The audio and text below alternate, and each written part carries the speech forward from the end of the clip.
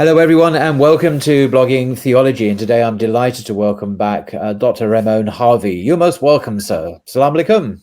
Wa alaikum salam. It's good to be here again.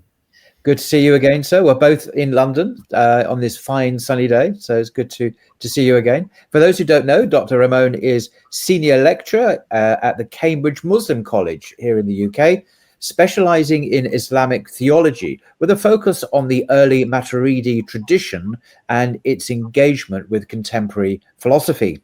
He is the author of The Quran and the Just Society and Transcendent God, Rational World, and serves as series editor of Edinburgh Studies in Islamic Scripture and Theology. Now, there's been a very interesting and important book that's just been published that you are playing a vital role in. I'll just show it on the screen here so we can all have a look. Here we go. It's Kitab al-Tawhid, the Book of Monotheism by Al-Maturidi, which you have edited and annotated with an introduction. So could we perhaps start by asking who was the Al-Maturidi and why did he write this book and the significance of it being available for the first time in English? Yes, so I want to just first and foremost mention that this is a project, a translation project with a professor from based in Konya in Turkey, Tahir Uluç, who was the translator of the project. And I edited the translation, worked with him, and also annotated and introduced, and also with Ibn Khaldun University Press being the publisher. So it is an important international project. And then in terms of going right back to the author, this was over 1,000 years ago. We had Abu Mansur al-Maturidi in Samarkand, a great Islamic scholar, and the eponym, or the person who gives his name to the Maturidi school of theology. And he, is an important figure, a scholar of theology, a scholar of tafsir, of Quranic exegesis as well. And I've dedicated a good part of my scholarly career so far to studying his works, understanding the early school that he sort of started, we could say, and also trying to see what relevance do they have today. My focus, as we mentioned, is going to be more on this initial book today, on this Kitab al-Tawhid. And this is a really important book. Why? It's really the first comprehensive Sunni Kalam manual that we still have today in Arabic. So this goes right back, to the beginning of what we call Sunni theology. When is this? What century are we talking about? So this is the 4th Islamic century or 10th Gregorian century. Right. So very, very early, before Al-Ghazali, Imam Al-Ghazali, before, major Western theologians like Aquinas or others, so in the Christian tradition. So we've got this early figure writing a kind of comprehensive manual of theology that's engaging with the thoughts and trends of his time and sort of synthesizing a theological approach that, as he sees it and as he understands it, is authentic to the Quran and to the prophetic tradition. He's of the Hanafi school of jurisprudence, fiqh. So it's sort of this legacy of Imam Abu Hanifa within Samarkand and within this kind of Sunni tradition of thought. And then he is presenting, as he sees it, this orthodox or correct understanding of Islamic theology, and that gets picked up, and we could say in some ways one of the largest traditions of theology in Islamic civilization. It's the theology of the Ottoman Empire to a large extent. It's the theology of the Mughal Empire, and it's a theology that's respected by many Muslims today. Particularly in the kind of non-Arab lands, we could say, that what's called the Ajami lands, the lands where Islam spread. The one Arabs didn't speak Arabic but still became Muslim. Often their kind of theology by default was the Maturidi theology in many centuries of Islam, and this includes in Europe, in places like Bosnia. This would be the majority expression of Islam kind of in Bosnia. So in those kind of Eastern Balkan regions of Europe, you would have Muslims following this theology.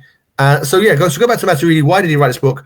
He, there was a lot of discussions in his time, a lot of theological debates going on. There were major kind of groups arguing their positions, schools such as the Mu'tazila and others. There were Muslim philosophers that would become active. There were, the Ismailis kind of sort of adopted a kind of Neoplatonic philosophy with the kind of Gnostic influences. All of these ideas were in a big kind of melting pot. Even the Zoroastrians were still around in the Transoxanian region, and Maturidi wanted to, in the face of these different viewpoints, he wanted to sort of present a rational account of the Islamic belief. Why should this be believed? Not just because it's our tradition, but using argumentation, using our reason, using our aql, our minds, to defend, the Islamic tradition as he, this kind of, we could say, the mainstream Sunni Hanafi expression of this. And he wrote this book, the Kitab al-Tawhid. And this was a milestone because no one before him had, written such a comprehensive work dealing with all these viewpoints and theologically discussing, all the issues from, how do we know? So he writes this influential introduction on epistemology and knowledge, all the way through the gamut of issues, the divine nature, all the way to kind of things like free will and determinism, how to deal with these kind of perennial questions of theology, but with a kind of distinctive and coherent vision throughout. So this is an important book because it's really what we could call a summa, or a theological, like a large theological manual, a major theological expression. And, it's a complex and detailed book in many ways, but it kind of laid the foundations for one of the major traditions of Sunni theology. And so that's why it's important that, we have an English translation available. And on that, I would say one further point, which is sometimes people say, well, this is a complex book. This is a detailed book. This is a type of book that requires a lot of specialist training to really fully understand. And I do agree with that. But I would say for two reasons, it's really important to still translate such a book into English. One, the book is hard even in Arabic because Maturidi himself used a kind of complex register and approach and style. So even people in his tradition found his book difficult to understand. So it kind of needs, even in Arabic, it's not that clear. So putting it into English kind of forces interpretation and explanation. I like it to give an analogy. I'm very interested in the philosophy of Kant, the German philosopher, and I've actually met Germans who are studying Kant at university who prefer to read him in English translations because the translator does as it's precisely you said, does the difficult hermeneutical interpretive work to make Kant clearer for the reader. So they actually prefer to read in English translation, and so you've done, and the translator have done, this hard work for us to make him slightly clearer. Yeah, no, I agree. And I'd like to speak about the kind of approach taken in the translation in a minute, if we can. But just to finish the point, the second point I was going to say. So apart from that as well, not everyone or not every author has to be read in the original version to be of benefit for the kind of wider scholarly appreciation. For example, I don't read ancient Greek, but as a scholar of Islamic theology, I'm interested in what Aristotle may have said on certain things. I don't read Latin, but I may be interested to look into works written by authors writing in Latin. So by putting Maturidi into a kind of contemporary English idiom, it becomes accessible beyond the sort of Islamic studies specialists. And my claim and my actual conviction is that this book is theologically interesting enough and original enough that is actually a valuable thing, that people will be interested. Like someone like Ghazali has crossed over to be of more general his incoherence of the philosophers has crossed over to be of interest to philosophy in general, or to kind of theology in general.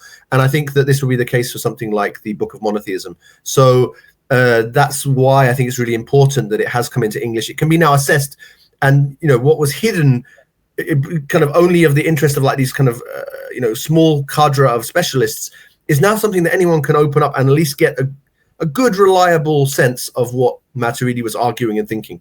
I mean, it's remarkable in a way that 2025, this is the first time that this really significant work of one of the global civilizations in world history has actually even been translated into English for the first time. I mean, you think, I mean, the very, very obscure Latin and Greek theologians, philosophers have been translated for centuries, but this is the first time it's in a European, well, in English language. Yeah.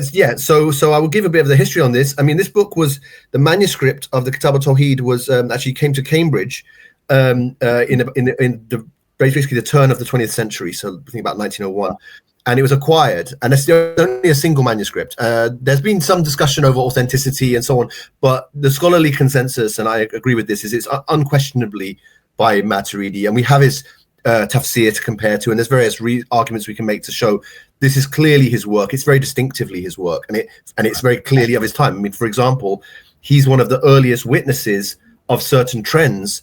And actually, when I was reading books on other areas of theology, you find his Kitab al-Tawhid mentioned as, the earliest witness of this particular trend in his region was this. So we do know it's by him, but the manuscript was there, and then various early kind of Western early 20th century scholars were noticing this, and figures like Schacht and so on, as a famous earlier Western scholar. He noticed the significance of this book. And then really it was picked up, an Arabic edition by this an Egyptian scholar called Fatullah Kholeif was written in the 1970s. So that was when the book became accessible in a printed Arabic version. And then after that, there was a figure called J. Merrick Persegno, based in America, a sort of scholar of Islam. And he wrote some notable articles about the Kitab al-Tawhid. And he said he was working on a full translation and kind of commentary, and he got, I think, a grant from the American government to work on this, and it never was produced. It never saw the light of day, and he passed away. So presumably it's lost or wasn't finished. And then another figure, other people have mentioned they were translating it. There was one an individual from the UK, I think, published the first half. Suleiman Ahmed published the first half of this book, but it's an effort, but not really scholarly reliable, I would say, and has some problems in that edition. And that was only for half of the text, and so that's out there. People have been seeing that under the same name, but this version really is the first time where we have what we could say a scholarly edition that's been like thoroughly sort of edited, checked, and when you do this. What about other languages like French or German? Sure. So Turkish, I should have mentioned Turkey. In the Turkish edition, so a second Arabic edition was prepared by a Turkish scholar of great renown called Bekir Topaloğlu, and also Muhammad Aruchi in that time. And this was about the turn of the 21st century. So about 20 years, just over 20 years back. And at the same time as producing that better Arabic edition, which is also something that I used, it was one of the editions that I normally refer to in my scholarly work. They also produced a Turkish translation. So a full translation into Turkish. And I think that's, and as the translator mentions in his introduction to this book, that was of a key source, because that, again, like you mentioned, allowed interpretation and understanding to come into, when putting into Turkish, this really helped.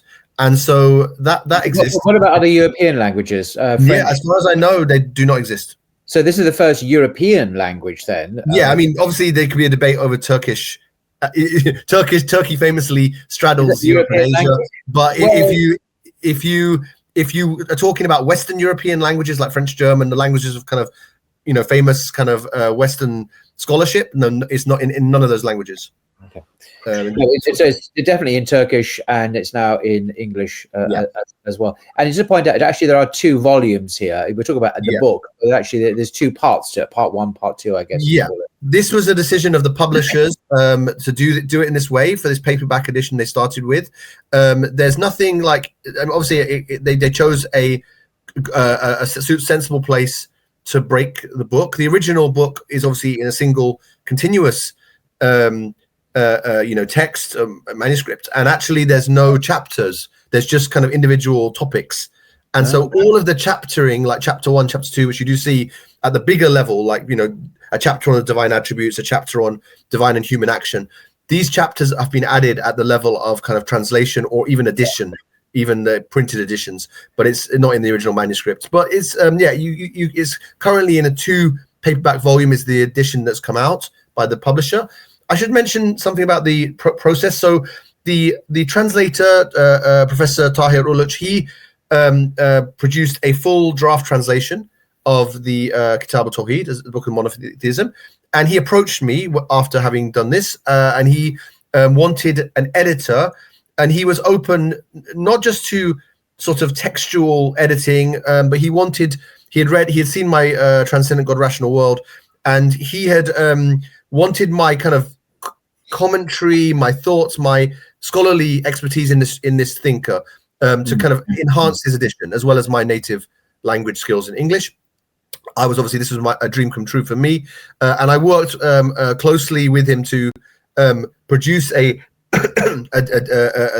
edited version of the text, and in which I tried to get the balance right between, what he had done, which was incredible work, to kind of render this kind of complex syntax, this Arabic, this tricky Arabic, into a kind of readable and accessible English, and at the same time to draw back, go back to the Arabic manuscripts, go back to the printed editions, and sort of double check every line.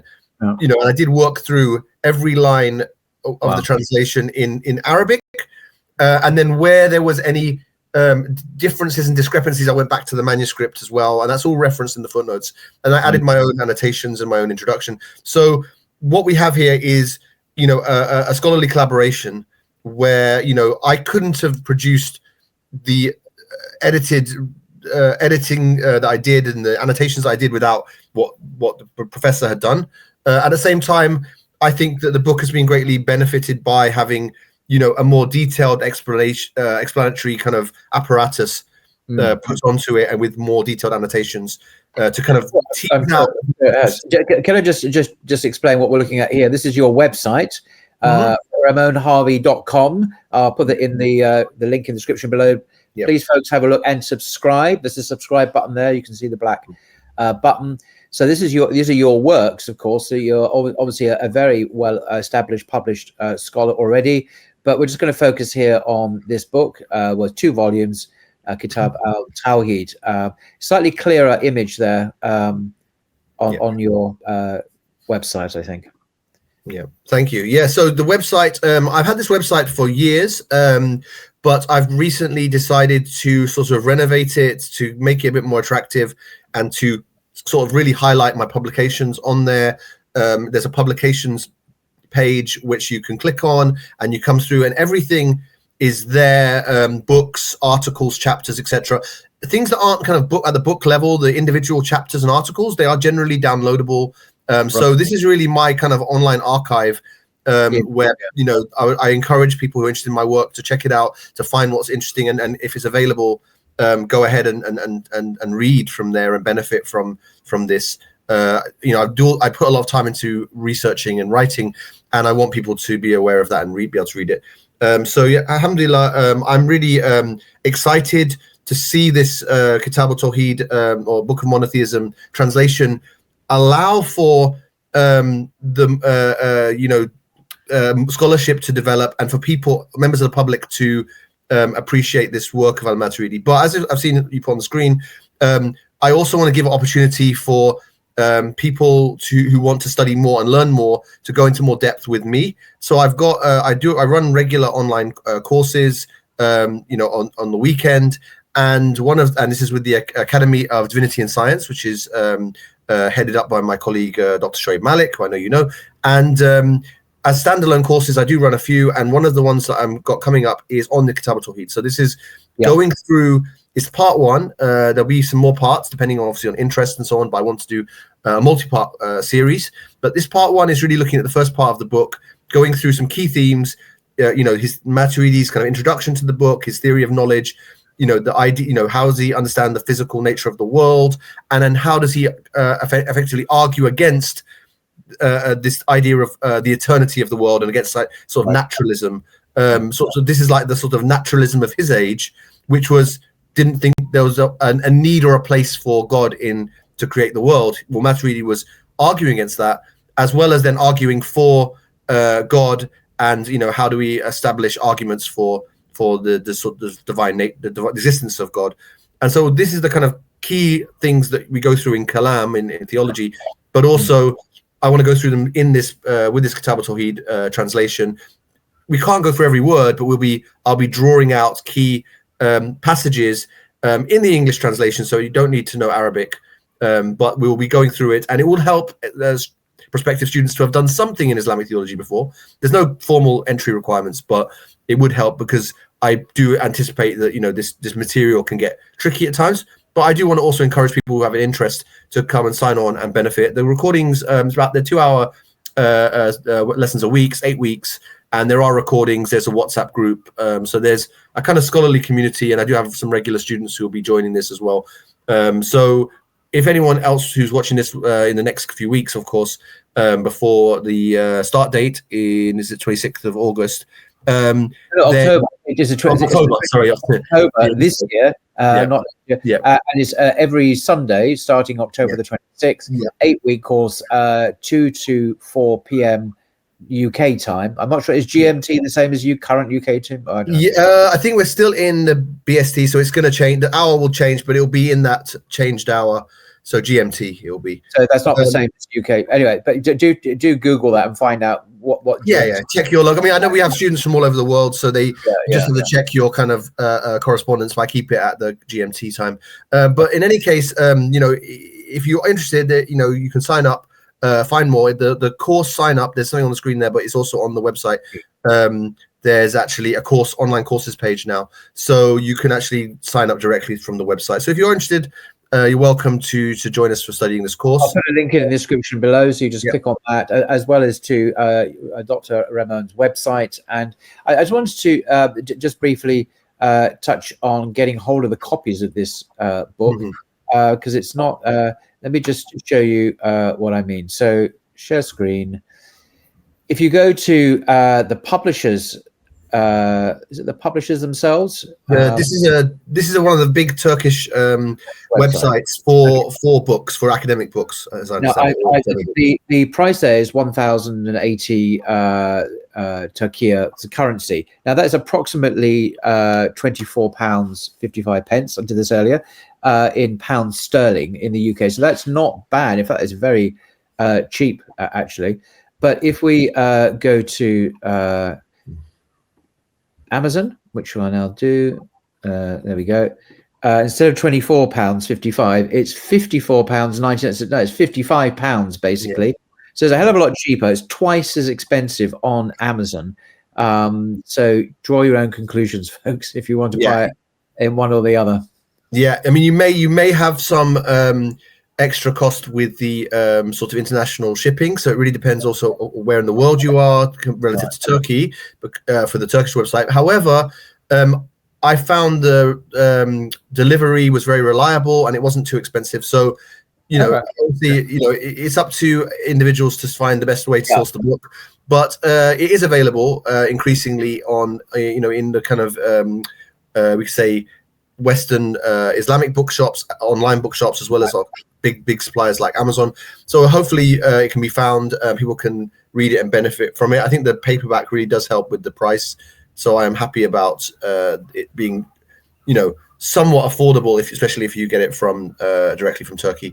It does actually say on the website, on the cheaper ones, it says free shipping. Actually, shipping in 24 hours, 8 items in stock. So this is £24, free shipping. 24 hours. That's what it says on the screen anyway. Yeah. I mean, I don't know if that's international or not, but I mean, exactly. check everything before you purchase. But I can say that I've used that website before, and it's a reliable website. Some people get worried because it's in Turkish and so on. You have to kind of navigate the interface and put the order in.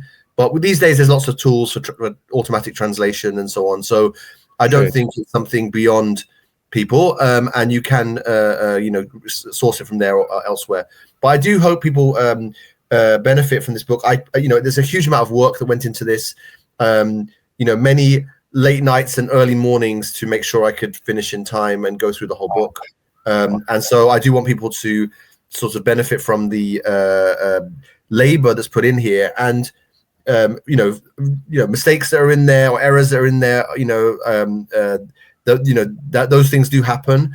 But I would say overall, I would say this is a reliable and accessible translation that does capture what the author is trying to argue for, and I do hope it has an impact, in different settings in the academic world, but also in the kind of wider public now that there's an English translation.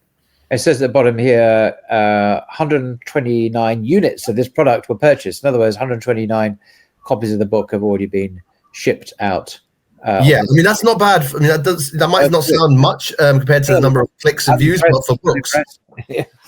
For like this, a very niche, arguably, theology. It's very good. I certainly do wish it a lot of sales, inshallah. So, so get it from the Turkish website or from Amazon, whichever, or apparently other platforms also sell it. So you can just Google the best deal, I guess, for yourself.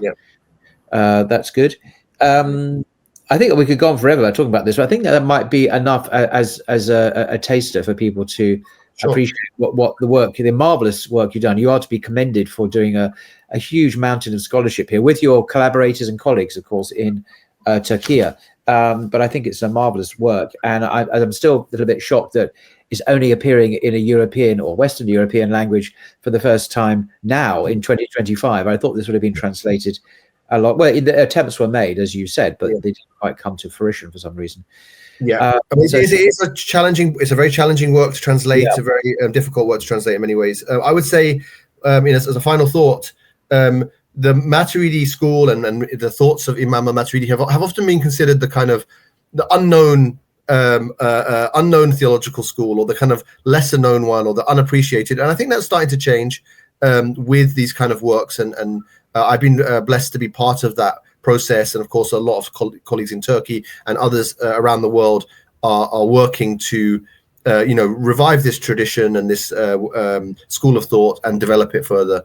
And so I think this is an exciting development in kind of Islamic studies and in the kind of broader scholarship right now. And I hope it continues to flourish. Excellent news. And also, you can be followed on Twitter, on X, as it's now known. I'll put some contact details in the description below, as long as along with your website, which is a must to subscribe to keep up to date. So put all that in the description. So thank you very much, Dr. Ramon Harvey, for sparing time of your busy, very industrious life to come and talk about your new work. And inshallah, I'm certainly going to get a copy. So thank you very much. Thank you so much, Paul, and wishing all the best for your platform and your work going forward as well. Very kind. Okay, take care until next time. Assalamu alaikum. Wa alaikum salam.